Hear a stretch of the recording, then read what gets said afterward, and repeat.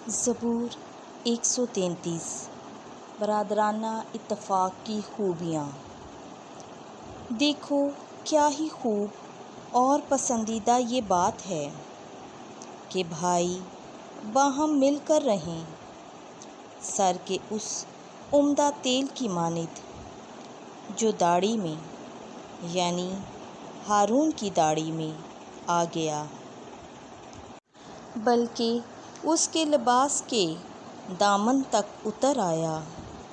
हिरमोन की उस ओस की मानित जो कोहे सयून पर पड़ती है, क्योंकि खुदावंद वही बरकत यानी हयात अब्दी अनायत फरमाता है। आमीन।